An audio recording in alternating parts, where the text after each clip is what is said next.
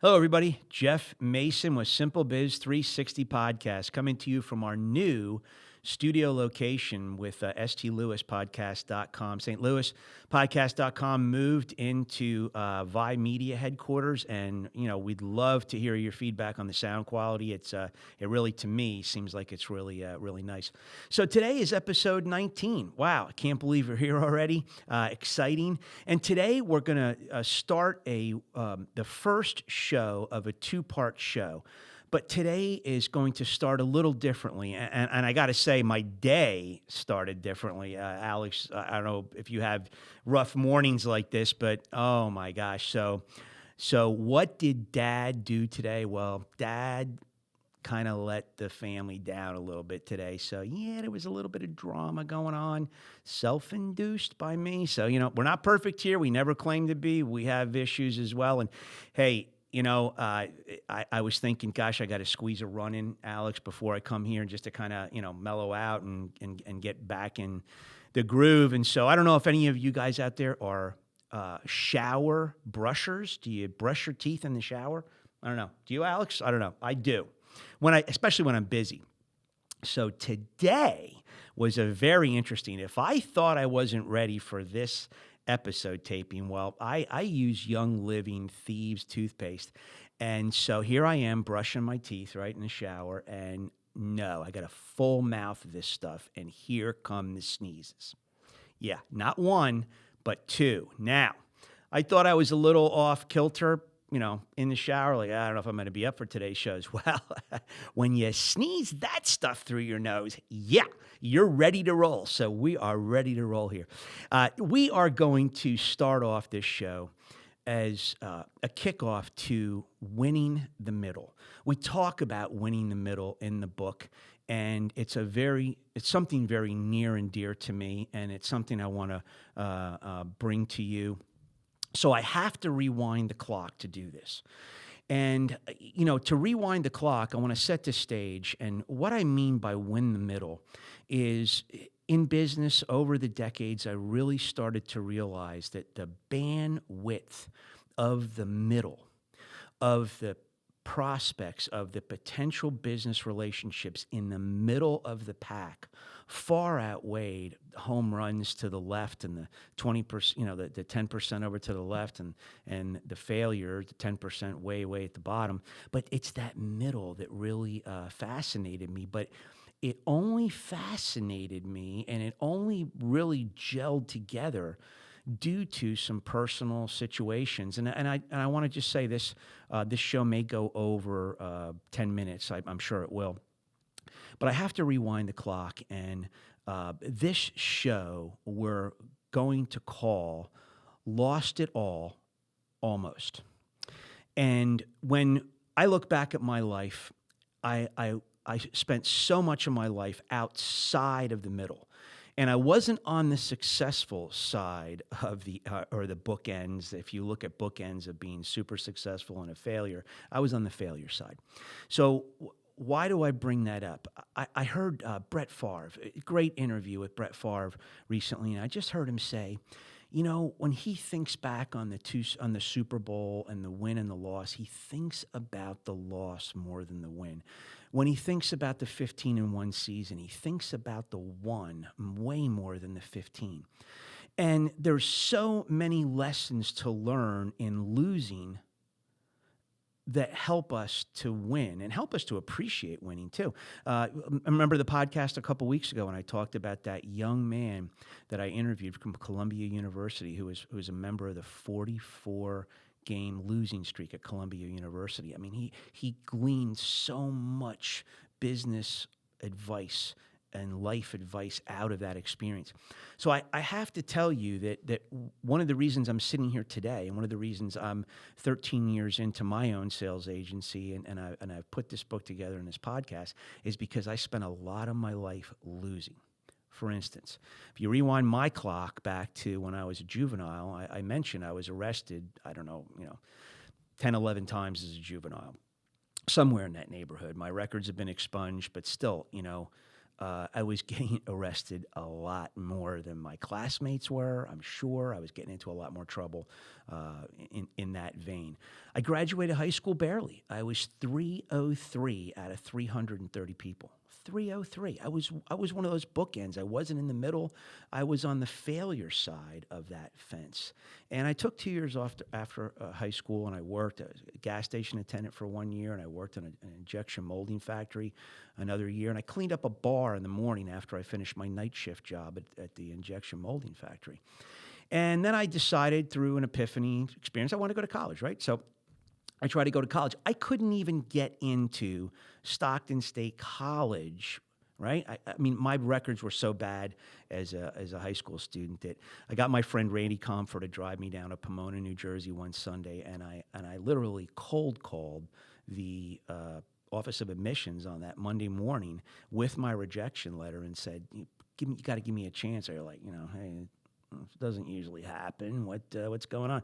And they gave me a chance. They kind of were like, wow, okay, this is unusual. We'll give you a shot, one semester. So I ended up going through college and finishing there. I hitchhiked for 4 years out of my life, not out of desire, out of necessity. I got caught drunk driving, lost my license.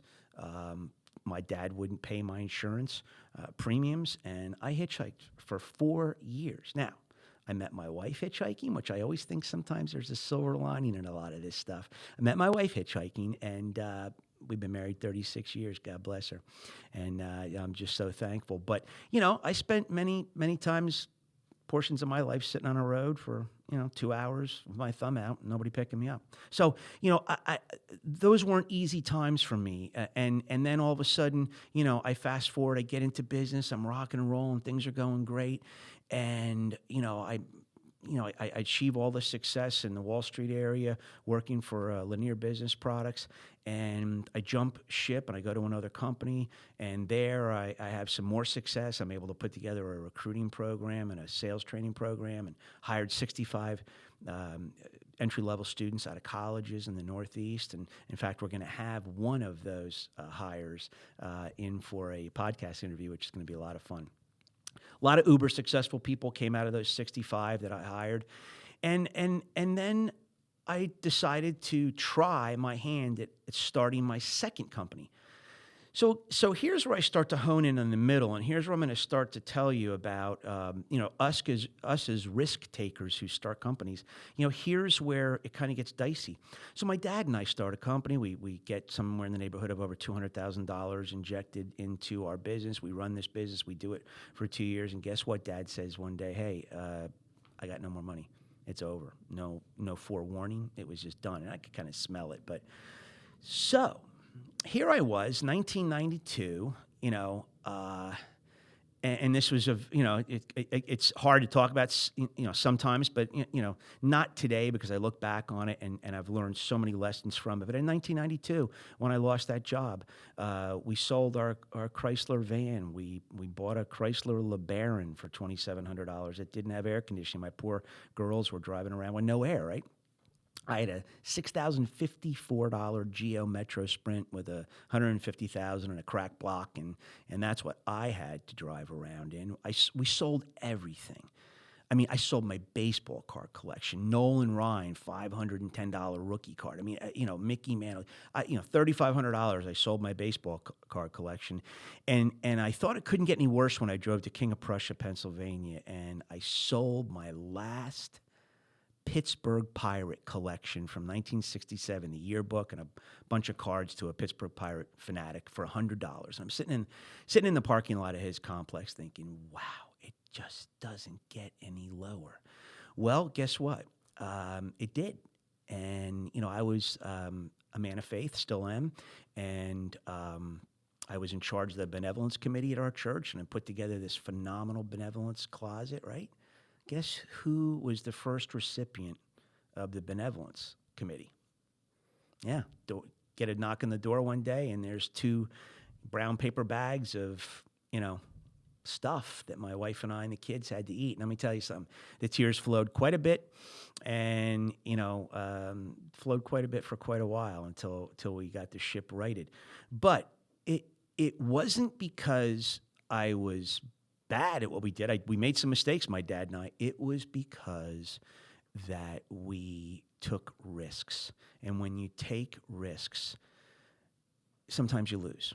And you know what? Fast forward, I tried another company 11 years later, sunk 20 grand into that and lost my shirt on that, literally. And so that was really the third company I tried setting up. And you know, the other one, when I left my dad, I left him with a company, and he kind of trickled along for a number of years, and ended up just dissolving it in 2005. So it did last another 13 years and help him out.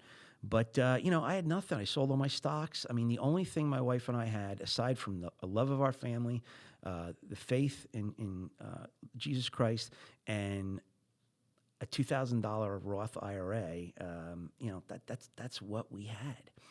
And so it took a while to, you know, to rebound and get back in a good position. But the lessons learned out of that, and I said all that to say this, that the lessons learned out of that for me was that I yearned to go and be part of that middle.